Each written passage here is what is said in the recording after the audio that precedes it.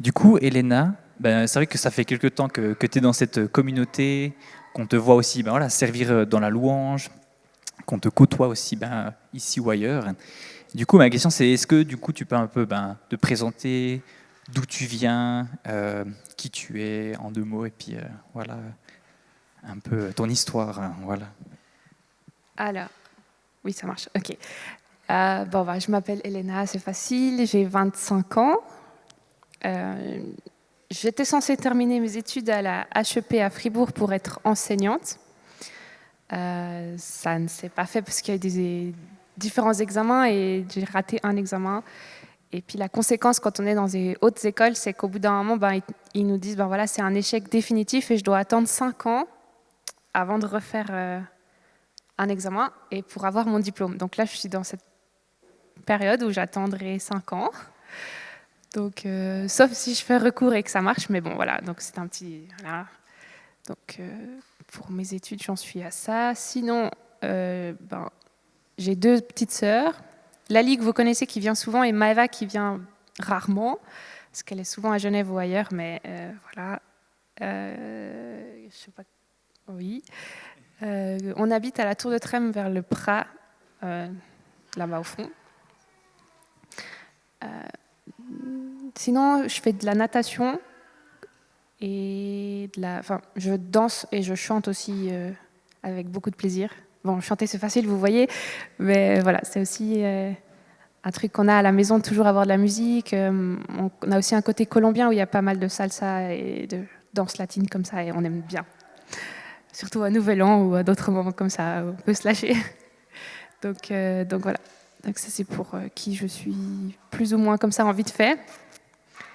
Et là je peux continuer. Ok.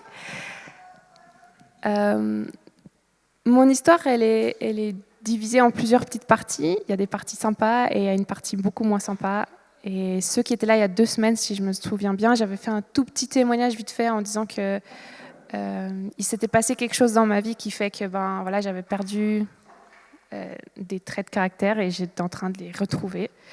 Et du coup, j'ai décidé de vous raconter vraiment en détail ce qui s'est passé. C'est un sujet un peu sensible. Du coup, les enfants, je ne sais pas trop ce qui était prévu, mais je préfère dire avant parce que voilà. Euh, je ne sais pas ce que tu avais prévu, mais moi, en tout cas, je préfère dire avant que voilà, c'est pas un sujet pour les enfants.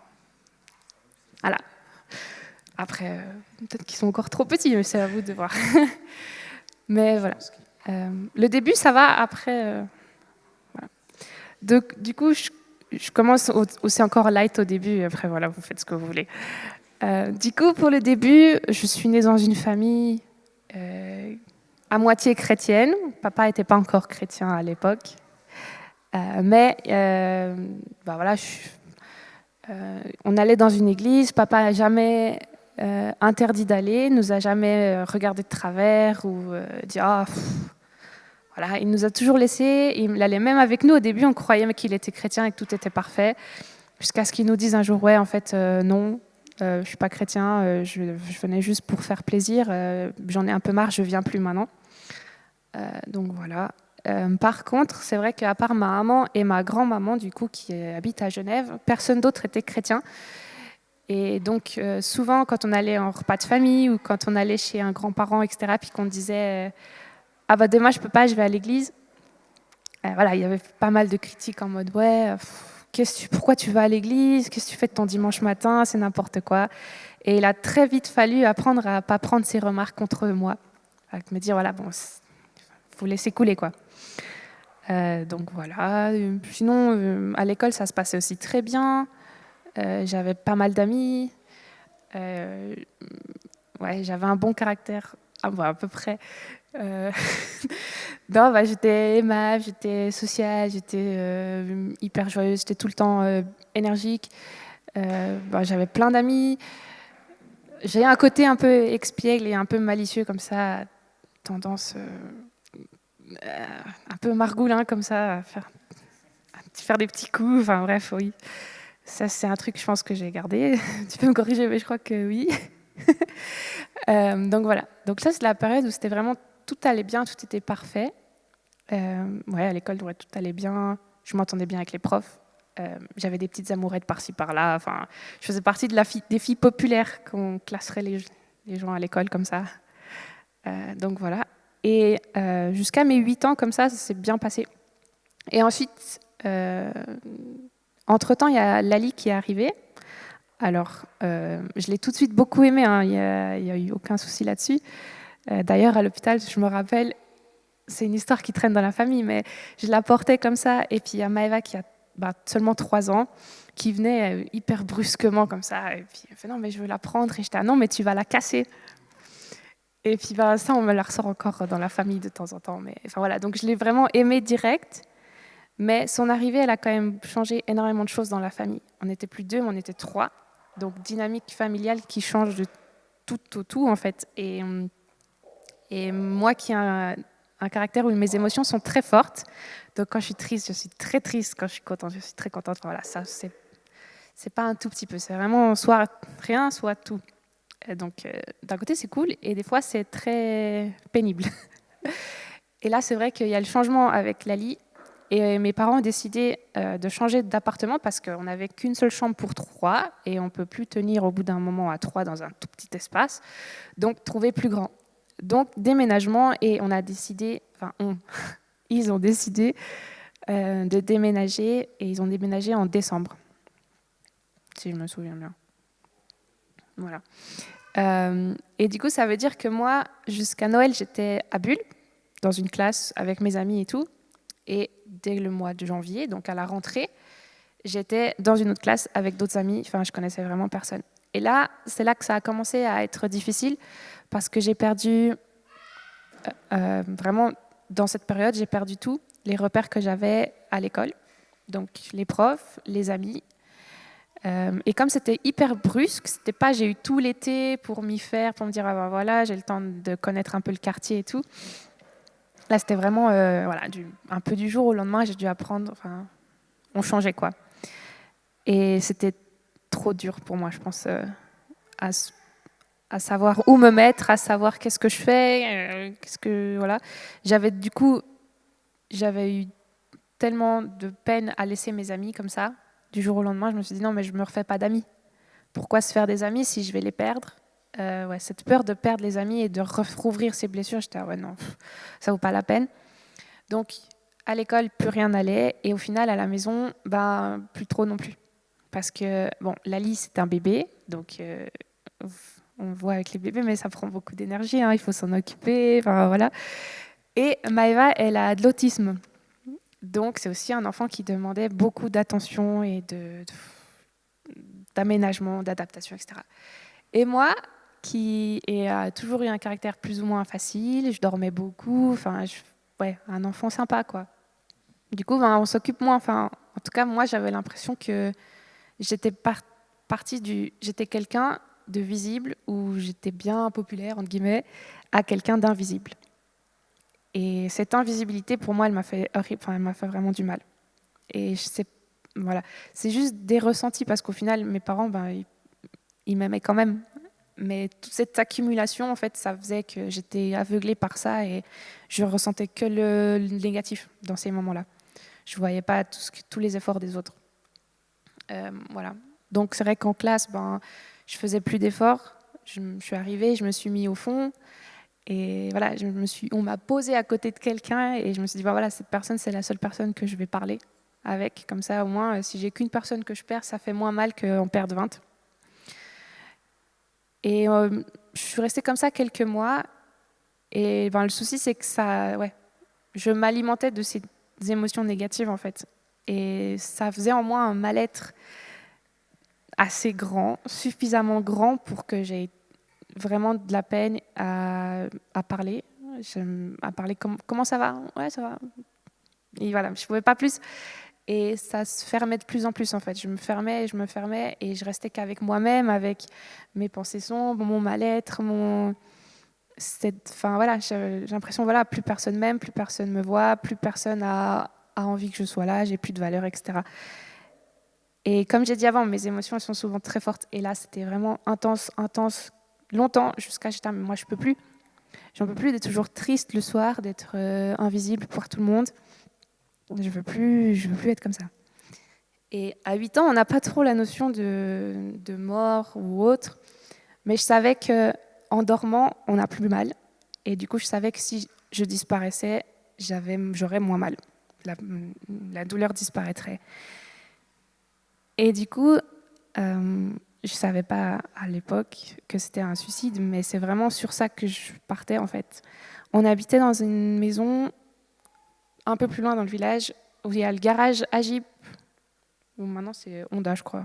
Bref, il y a un balcon qui donne sur la route principale qui passe juste là devant.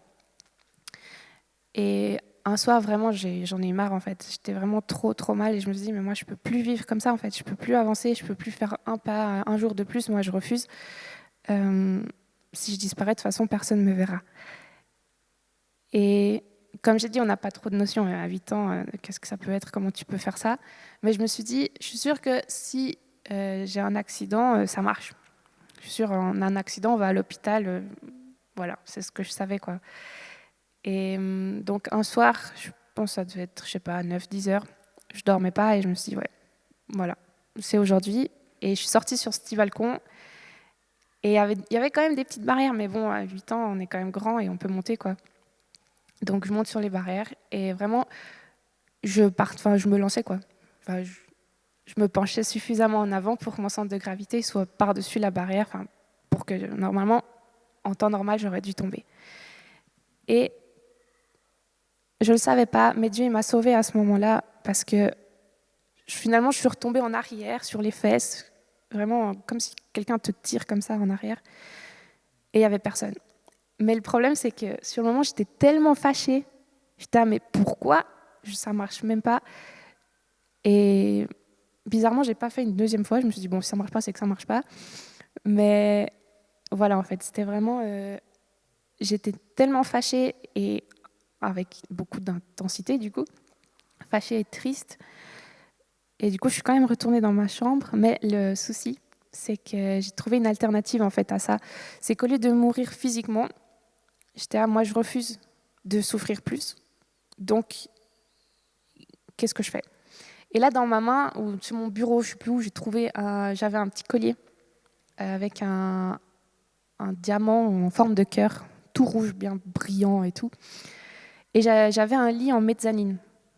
Et voilà, et j'étais dans mon lit comme ça à regarder ce cœur, et j'étais, mais moi, mon cœur, il ne ressemble pas à ça, en fait. Mon cœur, il n'est pas brillant, il n'est pas rouge, et il n'est pas scintillant comme ça. Et je l'ai lancé comme ça. Je l'ai balancé comme ça depuis le haut de la chambre, enfin du lit, éclaté en morceaux. Et j'étais, ben voilà. Maintenant, mon cœur, il ressemble à ça. Tous ces petits morceaux, c'est ce qui se passe à l'intérieur. Et à ce moment-là, vraiment, j'étais, bon voilà. Maintenant, qui tu étais ou qui tu es n'existe plus. Et ça allait beaucoup mieux. Après, j'étais, waouh, ça allait beaucoup mieux. Et quand on n'existe plus, quand c'est juste interne et que ça ne se voit pas, eh ben, ce qu'on devient, c'est... Moi, j'ai commencé à faire une forteresse comme ça devant qui j'étais, devant ce que je représentais, devant qui j'étais à l'intérieur. J'ai construit une forteresse où personne ne pouvait atteindre, personne ne pouvait rentrer, moi, je ne pouvais pas sortir non plus. Mais par contre, j'ai décidé, si moi, je ne peux pas vivre, je peux vivre à travers les autres. Et c'est à partir de là que commence cette fameuse période qui a duré 9 ans, où je n'existais pas, mais ça ne se voyait pas. Et mes parents n'ont jamais su du coup ce qui s'est passé ce jour-là, jusqu'à 10 ans plus tard, je crois. J'ai gardé tout pour moi parce que c'est ce que je savais faire. Et c'est mal au passage, mais voilà, j'ai vraiment gardé et je suis partie dans cet état d'esprit de vivre en fait pour les autres. Et quand on vit pour les autres ou à travers les autres, qu'est-ce que ça veut dire? Ça veut dire que par exemple, si maintenant Michael, il m'aurait demandé à 10 ans, Elena, c'est quoi ton rêve? Qu'est-ce que tu as envie de faire? J'aurais été là, je sais pas. Puis si il demande à Maëva qu'est-ce qu'elle a envie de faire, et elle va dire, moi j'ai envie de faire ça, et qu'après il me pose la question, moi je vais dire, comme Maëva. Ou si par exemple on dit, mes parents disent ça, aujourd'hui c'est le samedi après-midi, je sais pas, vous voulez aller où pour un truc sympa? Moi je vais pas répondre. je vais attendre que les autres y répondent et je vais me mettre avec leur opinion, en fait. Donc, j'ai pas d'avis, j'ai pas d'opinion, je sais que j'ai pas de valeur, donc pourquoi est-ce que j'aurais le droit de dire « Ah, mais moi, j'ai envie de ça ?» Ouais, tout part de là, en fait. Je me sentais pas aimée non plus. Je pouvais plus recevoir l'amour. L'amour passait pas dans cette forteresse. Donc forcément, je vivais pour que les autres me voient. C'est-à-dire que si quelqu'un a envie que je sois la fille parfaite, je faisais la fille parfaite. À l'église où on était, je pouvais être l'exemple de la fille chrétienne parfaite. Parce que parce que je savais que si j'étais ça, on allait me voir. Et donc me dire OK, ou m'autoriser à vivre. Ça veut dire que si on attendait de moi d'être la grande sœur qui prend soin, voilà, dans le modèle parfait, eh ben c'est ce que je faisais. Et voilà, j'ai passé ces 10 ans, 9 ans à être ce que les autres attendaient, ouais, une figure qu'ils attendaient, et du coup je faisais par rapport à ça. Et à l'extérieur, ça se voyait pas du tout ce qui se passait. Comme le soir, j'étais triste, comme je pouvais pleurer des heures non-stop, comme je pouvais toujours ressentir au final ce mal-être, mais j'arrivais quand même à trouver de la joie, entre guillemets. Voilà, si Maëva est contente, je suis contente. Si mon papa il sourit et qu'il m'a dit bravo, ben, je suis contente, mais je sais qu'il a dit bravo à la fille que je suis fait semblant d'être. Donc il y avait tous ces doubles standards comme ça que je vivais en fait. À l'intérieur, il y avait trop de souffrance pour que je puisse accepter quoi que ce soit. Et à l'extérieur, tout était, j'avais envie de dire, la vie en rose, quoi. Tout semblait parfait. Donc voilà. Et pour vous dire à quel point ça impacte le corps, de ces 9 ans, j'ai des trous de mémoire. Même mon cerveau, il a coupé et je ne peux pas vous dire tout ce qui s'est passé. Je connais des histoires parce que voilà, Maëva ou Lali ou mes parents ont raconté. On dit « Ah ouais, tu te souviens ?» Et j'étais non, mais ouais, c'était sympa. Et même encore maintenant, j'ai des trous de mémoire de ces années où je pourrais pas vous dire ce qui s'est passé. À l'école, j'ai quelques souvenirs parce que c'était un autre cadre. Mais là aussi, je faisais pas plus d'efforts que ça. Pourquoi avoir un 6 ? Enfin, je mérite pas d'avoir un 6. Donc autant faire juste le 4 pour passer et ça passe. Et voilà, on se contente du minimum parce que le minimum, c'est ce qui me suffit juste pour vivre, juste pour survivre comme ça quelque temps. Et ouais, on essaye de vivre pour les autres, à travers les autres. Et du coup, moi, je grandis pas.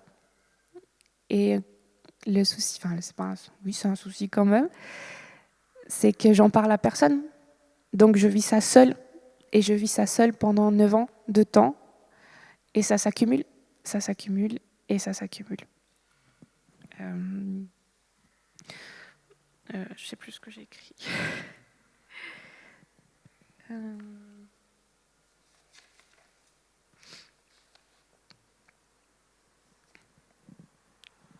Oui, non.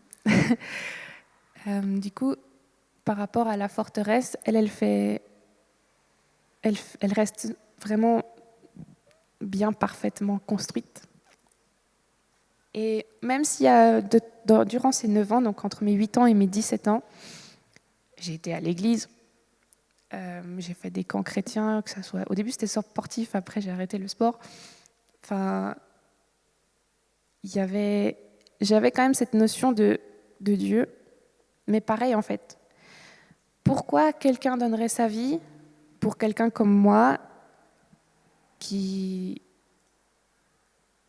n'arrive pas à recevoir l'amour et qui n'arrive pas à en donner et qui n'arrive pas à... Enfin, ouais, qui est trop brisé en fait. Parce que moi, j'avais toujours dans ma tête le cœur, le diamant brisé comme ça par terre, en 1000 morceaux. Et je savais que ça, c'était mon cœur. Et j'étais, mais c'est pas possible que Dieu il puisse aimer quelqu'un. Ou en tout cas, donner sa vie pour quelqu'un comme moi. Et donc, même si j'allais au camp, même si j'allais à l'église, à part savoir 2-3 notions de plus, ben, les infos, elles ne restaient pas forcément dans mon cœur. Elles n'étaient pas pour moi, elles étaient pour Michael, n'importe qui d'entre vous, mais alors surtout pas pour moi. Et donc voilà, c'était comme ça pendant 9 ans. Et c'était pas juste une phase, comme on peut dire, je sais pas, je m'habille en gothique pendant une phase d'une année ou deux. C'était pas une phase, c'était vraiment une manière de vivre, mais qui a duré trop longtemps pour me laisser intacte après. Voilà. Et heureusement, Dieu, il n'a pas permis que cette période dure trop longtemps, parce qu'au final, il est venu me chercher là où j'étais. Et il est venu me chercher un jour où j'avais 17 ans. Ça remonte un peu, mais voilà. Je sais pas si tu avais... Après, on part à la partie 2. On va déjà aller jusque-là. En tout cas, merci beaucoup de partager ce que tu partages, de là aussi la confiance que tu nous donnes en le faisant. Et puis, je trouve que c'est beau déjà que tu puisses en parler comme ça aussi avec cette lucidité que tu as et tout. Et voilà, c'est très inspirant, donc ça donne envie d'entendre la suite. Et en tout cas, de ce début de témoignage, j'en avais envie un peu de vous donner un peu des questions à réfléchir ensemble pour voir aussi peut-être soit des points qui ressortirent aussi dans vos vies, mais aussi en lien avec ce qu'elle a partagé, le fait de garder pour soi, d'oser mettre en lumière, enfin c'est un peu ces sujets-là. Puis du coup, les 2 questions qu'on aurait pour vous, c'est le premier, c'est est-ce qu'il y a eu des événements dans votre vie qui ont influencé la trajectoire de cette vie du coup? Et puis la deuxième, c'est est-ce que c'est facile pour toi de te mettre dans l'équation lorsque tu penses à tes objectifs de vie, dans le sens, comme Elena disait, de vivre au travers des autres, de vivre pour les autres, mais finalement pour chacun de nous, c'est quoi la place finalement que nous, en tant qu'individus, on laisse dans notre manière de réfléchir à notre vie? C'est à peu près clair ou... Oui. Tac. Et puis là, elles sont écrites si jamais vous pouvez les relire. On se donne 5-7 minutes, puis vous pouvez simplement partager. Il y a ces questions, ça peut être aussi en lien avec simplement le témoignage. Voilà, vous êtes libre. Ça marche. Voilà, on va gentiment continuer du coup la suite du témoignage. J'espère que vous avez pu partager des choses intéressantes. Mais du coup, là, il y a eu toute cette première phase, plutôt sombre, on peut le dire. Et puis là, tu parlais de cette rencontre avec Dieu, du coup, voilà, qu'est-ce qui s'est passé du coup? Qu'est-ce qui s'est passé? Suspense, non. Comme j'ai dit, j'ai quand même continué à faire des camps, d'aller à l'église, donc j'avais Dieu qui était quand même par là, enfin, il traînait autour, quoi. Et là, c'est de nouveau lié à quelque chose de très simple, mais au final, 9 ans, c'est long, d'essayer de survivre, de vivre comme j'essayais de le faire. Mais au bout d'un moment, c'est plus possible. On essaye voilà, on survit un petit peu. Au bout d'un moment, là, c'est beaucoup trop et j'arrivais pas. Et je me ressentais de nouveau mal, je me ressentais de nouveau triste, avec un mal-être à l'intérieur que je pouvais pas enlever. Mais là, bizarrement, il n'y avait pas eu de notion de j'essaye de faire une deuxième tentative. Il n'y a pas eu ça, donc c'était déjà pas mal. Mais voilà, je savais pas quoi faire, je savais pas qui demander de l'aide. En plus, personne savait ce qui s'était passé, donc je pouvais pas en parler. Donc j'étais un peu bloquée comme ça. Et c'est arrivé comme ça, bêtement. J'étais en train de promener mon chien dans la forêt.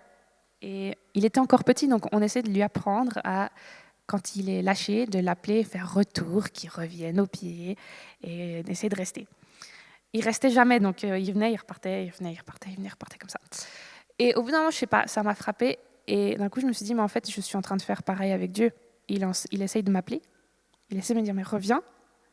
Et moi, je fais comme mon chien, je reviens, j'écoute et je repars. Et je reste pas. Et là, je me suis sentie tellement triste. Et je me suis dit, mais qu'est-ce que je suis en train de faire? Pourquoi est-ce que je reviens pas? Pourquoi est-ce que je reste pas alors que c'est sûrement sympa? Et là, c'était fort de nouveau parce que j'ai les émotions fortes et que je peux pas faire les choses qu'à moitié. Mais du coup, je me suis sentie hyper triste. Et là, je me suis commencée à pleurer. J'étais mais qu'est-ce que je suis en train de faire? pourquoi. Et là, j'étais triste et j'ai dit à Dieu, mais je suis désolée. Je suis vraiment désolée. Est-ce que tu arrives à me pardonner? Est-ce que tu arrives à me rappeler encore une fois? Et j'essaierai de rester. Et là, alors c'était en 2017, donc il n'y avait pas encore les écouteurs sans fil, donc j'avais mes petits écouteurs comme ça. Et il y avait une chanson qui est passée pile à ce moment-là. Et ouais, quand Dieu ne fait pas les choses d'une manière coïncidentielle, ouais, enfin, quand c'est pas une coïncidence, voilà, on va faire plutôt comme ça.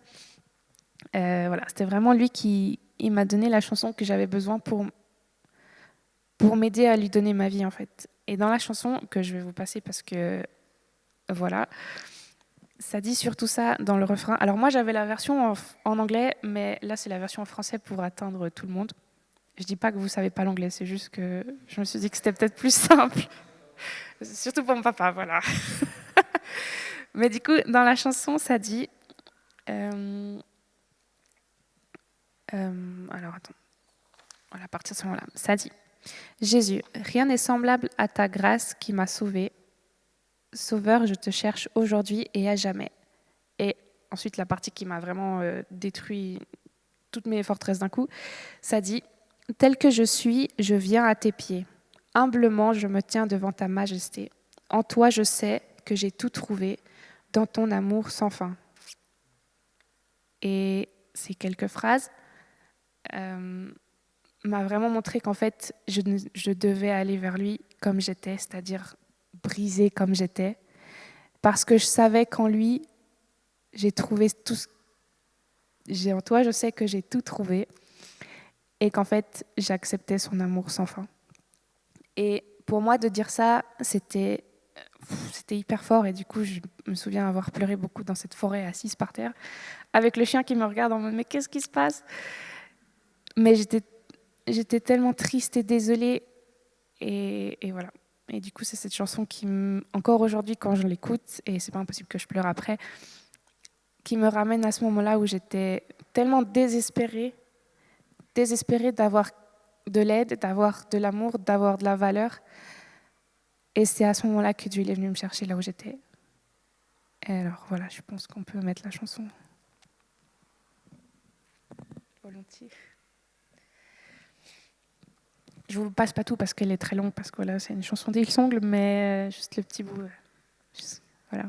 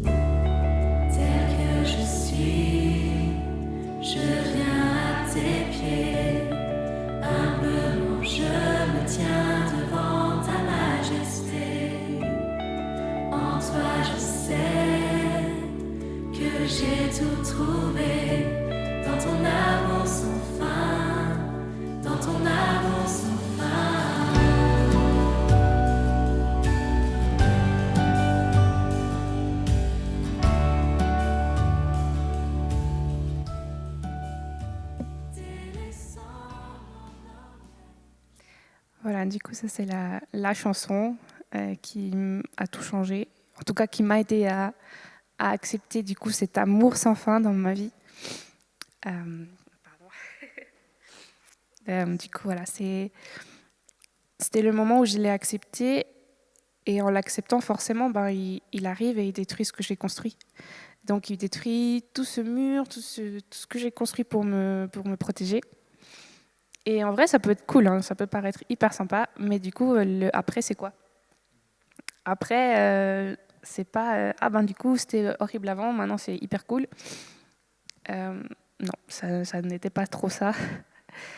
Parce que du coup, je me réveille entre guillemets à 17 ans, 18 ans, comme ça, finalement en étant personne, en ayant rien. Enfin, en ayant seulement Dieu. Alors, c'est une bonne valeur, hein, je veux pas, voilà. Mais oui, qu'est-ce que je fais en fait? Et ben voilà, j'ai dit à mes parents, oh, tout le monde était trop content, je me suis fait baptiser à 18 ans, voilà, c'était cool. Hein. Et ensuite, ben, il a fallu me construire qui j'étais, pour moi, pour les autres, en Dieu. Et ça, c'est un processus très long. Je galère pas encore maintenant, mais je travaille encore maintenant à ça.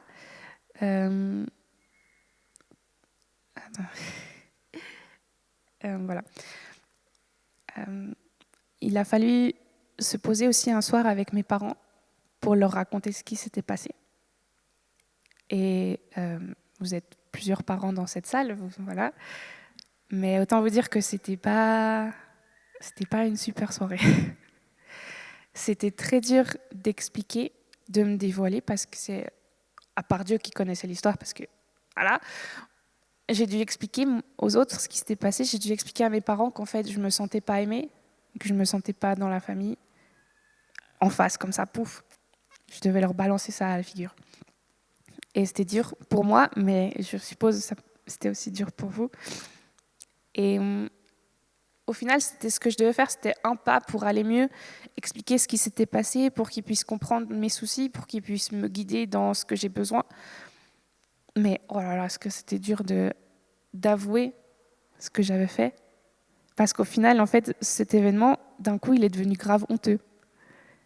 Avant, j'étais en mode, ouais, c'est normal. Et là, je me suis dit, oh purée, c'est la honte. Genre, parce que j'ai ressenti, qui n'était peut-être pas forcément vrai, eh ben, j'ai pris une décision drastique comme ça. Et j'avais honte de dire à mes parents, ouais, j'ai fait ça. Et voilà, donc ça, c'était un moment difficile. On a beaucoup pleuré. Il y a des gens qui étaient fâchés. Envers, voilà. Et bah, ensuite, une fois que c'est posé, bah, il faut reconstruire parce que du coup, mes parents, ils avaient l'impression que j'allais bien. Et ils avaient l'impression que moi, j'avais grandi correctement, que j'avais fait mes études bien, que je me sentais bien, etc. Alors qu'en fait, non. Et là aussi, il a fallu déconstruire ce qu'ils pensaient de moi pour essayer de refaire quelque chose. Et là, ben, heureusement, je savais Dieu, il était là pour m'aider. Donc ça, c'était une valeur sûre. Mais j'ai dû apprendre à m'aimer, entre autres. J'ai dû apprendre à recevoir de l'amour. Et ça c'est dur. Typiquement, juste là avant, quand on a fait ce jeu où il fallait me faire des compliments, il y a quelques années, je pense que j'aurais pas du tout aimé. Et j'aurais été hyper mal à l'aise et j'aurais été en mode, ok. Alors qu'en vrai, parce que ça, c'est, voilà, on montre que j'ai de la valeur. Et moi, je savais pas prendre ça pour moi, je savais pas l'accueillir comme ça dans ma vie. Pareil pour l'amour. Et du coup, ben, maintenant, ça va mieux. Maintenant, le jeu, ça a été. Hein, j'étais contente, j'ai dit merci, voilà. Mais au début, vers mes 18-19 ans, c'était difficile. Je ne l'ai pas appris à montrer que j'aimais les gens, à part quand ils me disaient « Ah, t'as envie de faire ce que j'ai envie de faire ? Ouais, viens, on fait ce que t'as envie. » Du coup, là, j'ai dû apprendre à dire « En fait, ça, je n'aime pas. » Et apprendre, en fait, que les gens ils me disent « Ah, mais avant, t'aimais ?» Puis de leur dire « Bah, en fait, non, en fait, c'est juste que je faisais comme vous. » Et ça, c'était aussi difficile parce que du coup, il y a plein de gens qui me voyaient selon l'image que j'avais construite. À l'église, on me voyait comme la petite fille chrétienne parfaite qui fait tous les camps, qui parle à tout le monde, qui va vers les nouveaux, enfin bref. Voilà. Et il fallait faire attention entre « Ah ben, du coup, je suis celle qu'on voyait ou est-ce que je suis quelqu'un d'autre ?» Et là, voilà, c'était aussi un processus d'identité, en fait. Normalement, on construit déjà, quand on est ado, on fait une petite crise avec nos parents, et on est contre eux, ouais, vous n'êtes pas gentils, c'est la crise avec les ados, quoi. Moi, je ne l'ai pas eu, j'étais en mode, ah, non, mais voilà, je faisais tout bien, parfait, etc. Mais du coup, quand je me suis réveillée à 17-18 ans, là, avec ma maman, c'était difficile. Du coup, on était hyper dans le conflit, avec toi aussi. Du coup, ça allait pas. Voilà, ça a changé beaucoup de choses et c'est cette reconstruction qui prend du temps. Typiquement, là, ce que j'ai dit il y a 2 semaines, le fait d'être extraverti avant, il faut retrouver. Mais ça ne se retrouve pas comme ça d'un coup. Il faut que ça soit ma maman qui me pousse. D'un coup, je me dise, ouais, bon, ça fait longtemps que je n'ai pas fait un truc social. Voilà. Et ça, c'est un truc où je me rends compte, en fait, que 9 ans, c'est 9 ans, finalement, c'est une très grande période, suffisamment grande pour bien creuser des blessures. Et même si maintenant, voilà, on guérit, on va mieux, c'est des petites traces qui vont rester. Et le fait de savoir déjà que ça vient de là, c'est le premier pas. Quand on sait d'où ça vient, on peut travailler dessus pour aller mieux. Et voilà, c'est ce que j'ai essayé de faire, que je continue à faire. J'ai du coup appris que j'aimais chanter à ce moment-là. En fait, le chant me rendait joyeuse, me remplissait. Et du coup, j'ai commencé aussi à faire les camps Adonia avec les comédies musicales pour chanter, pour faire le chœur aussi à psalmodie. Voilà, chanter ici, la louange. Voilà. D'un coup, j'ai appris que j'aimais le chant. Donc voilà, c'était apprendre comme ça. Et Dieu dans tout ça, Dieu dans tout ça, c'est que c'était pas toujours facile. Parce que souvent, je me suis dit, non, mais comment tu peux m'aimer alors que j'ai voulu me tuer?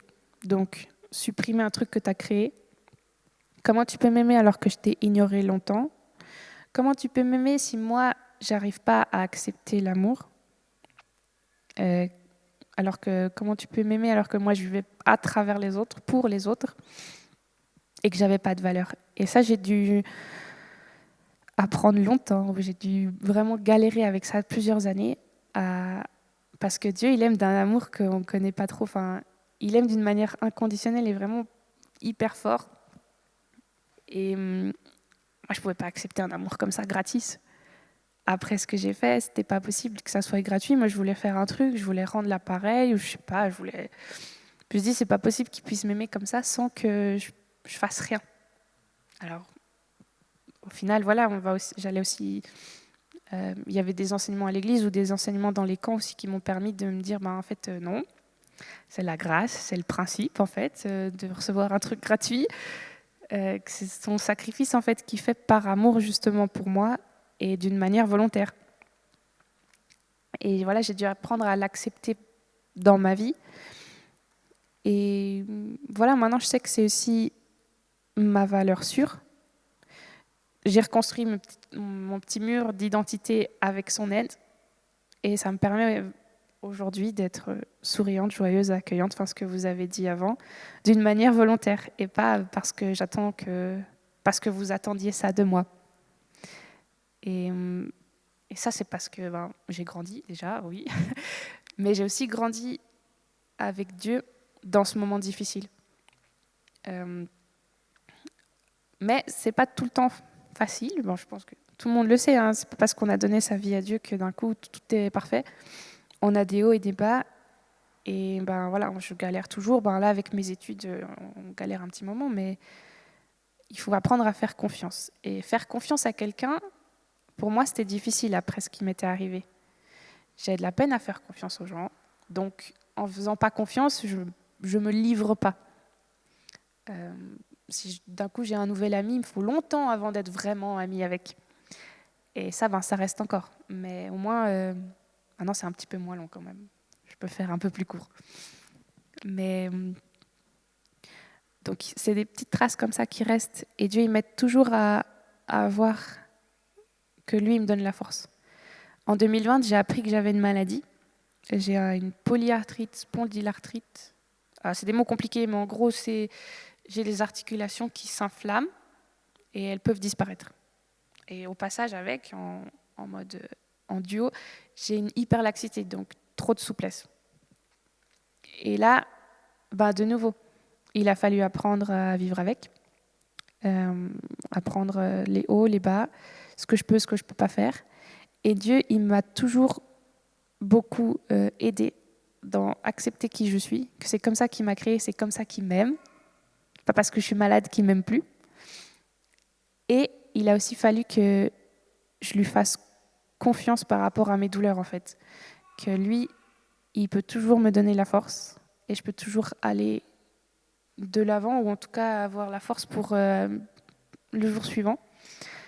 Et c'est pour ça que quand vous me voyez joyeuse, ça me fait de la joie, mais je sais aussi que c'est grâce à lui. Parce que quand on est malade, on a des jours où ça va bien, et là, il n'y a aucun souci. Et puis les jours où on n'est pas bien, et souvent, voilà, ça m'arrive, hein, je pleure pas mal aussi. J'ai les larmes faciles aussi, je pense que si vous m'avez vu chanter de temps en temps, c'est peut-être arrivé. Mais c'est dans ces moments-là vraiment où je sais que lui, il va me donner la force pour aller plus loin. Et je pense que je peux juste que vous encourager dans vos bas, parce que typiquement, moi, ma maladie, c'est ce qui va tirer en bas, mais vous, ça peut être d'autres choses, que au final, il va toujours vous donner la force nécessaire pour aller plus loin, ou en tout cas pour vaincre ce mauvais moment, quoi. Il y a un verset, je ne sais plus où il est maintenant, je crois que c'est Colossiens, mais je ne suis plus sûre, quand il dit que Dieu ne nous laisse pas souffrir au-delà de ce qu'on peut. Et ça, c'est un verset qui me tient à cœur beaucoup parce que j'ai souffert beaucoup et de temps en temps, je souffre encore beaucoup à cause de la maladie. Mais je sais que lui, il est là et qui me tient et qui ne me permet pas d'aller plus loin que ce que je ne peux pas. Et ça, c'est ce qui me porte en fait. C'est ce qui me donne la force pour être joyeuse, pour sourire et pour continuer à grandir, quoi. Voilà. Je crois que j'ai fini. Waouh, ok, c'était fort comme témoignage. Et ouais, c'est beau comme parcours de voir aussi ce que Dieu a fait, puis ce que Dieu continue à faire. Ouais. Ce que je vous propose, c'est de nouveau deux questions à discuter. La première, c'est à quel point es-tu prêt à recevoir de l'aide de Dieu et des autres? Et puis la deuxième, c'est est-ce que tu arrives à confier tes soucis à d'autres personnes, voilà. Est-ce que tu arrives à identifier ce qui te bloque? Voilà. La première, donc, c'est est-ce que tu te sens de recevoir de l'aide des autres? Puis la deuxième, c'est est-ce que tu te sens de partager tes soucis? C'est un peu lié, mais voilà. Je les affiche aussi. Voilà. Voilà. Donc, n'hésitez pas à partager aussi de ce qui vous a parlé pendant le témoignage. Et puis, voilà. Très bien. Ok. On va gentiment clore ce temps de discussion. Et puis arriver aussi au terme de ce témoignage. La question, c'était un peu de savoir qu'est-ce que tu aimerais laisser un peu de tout ça, peut-être des conseils ou des clés, ou voilà. Qu'est-ce que tu nous donnerais comme ça?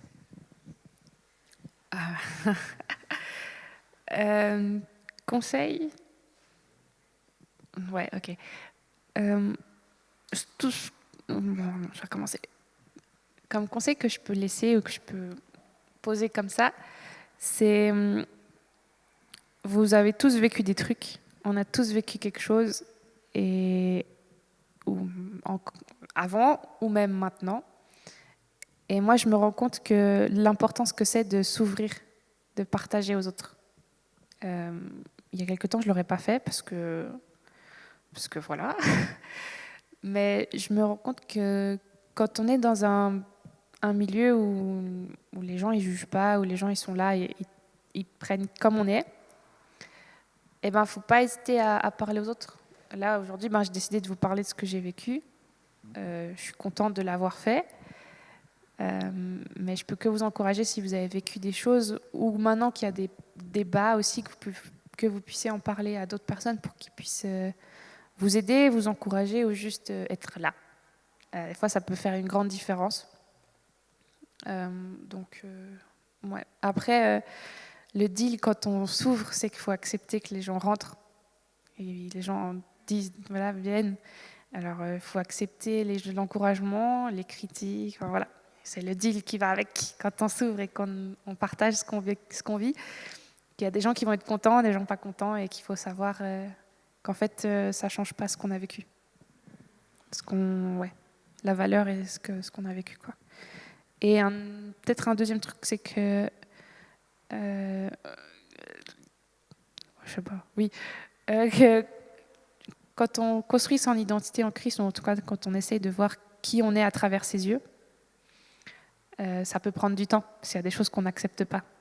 Parce que nous, on nous voit, j'allais dire sale, c'est peut-être méchant, mais on nous voit avec tout ce qu'on fait de mal, mais en fait, Dieu il voit aussi les trucs bien. Et je pense que c'est aussi sympa si vous arrivez à voir ce que Dieu voit de bien en vous. Surtout quand on va mal, je pense que c'est aussi ce qui peut nous aider.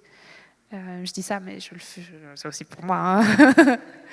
Hein. Donc, ouais. Parce que finalement, j'aurais pu construire mon identité sur quelque chose d'autre, mais ça n'aurait jamais été autant stable. Alors, voilà. Après, c'est un processus qui dure la vie, hein, mais voilà. Je peux vous encourager seulement à ça, quoi. Voilà. Trop bien, merci. Est-ce que tu serais d'accord de prier pour nous, pour conclure ce temps ou... Oui, ouais. Je peux vous prier.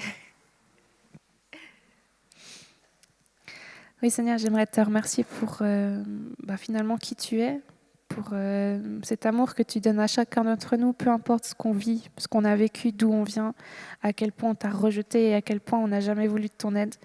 Merci de continuer à nous aimer et de continuer à nous aider, à être là pour nous quand on a besoin de toi, que ça soit juste nous écouter, nous plaindre ou nous aider dans un domaine en particulier. Merci de toujours être présent pour nous et j'aimerais te demander aussi que chacun d'entre nous, on puisse continuer à aller vers toi, même quand ça va bien, pas seulement quand ça va mal, mais qu'on puisse aussi essayer d'aller vers toi quand ça va bien, pour te remercier, pour voir ce que tu fais dans nos vies, des mini-miracles. On en voit encore et ouais, j'aimerais que tu puisses nous ouvrir les yeux du cœur pour te voir, pour t'accepter, mais aussi pour continuer notre chemin avec toi. Chacun personnellement, tu vois, tu connais notre histoire et d'où on vient, et que tu puisses vraiment nous aider à combattre les traces du passé, de qui on était avant d'avoir donné notre vie à toi, et que tu puisses nous aider à aller mieux et à construire toujours plus loin avec toi dans nos vies, Seigneur.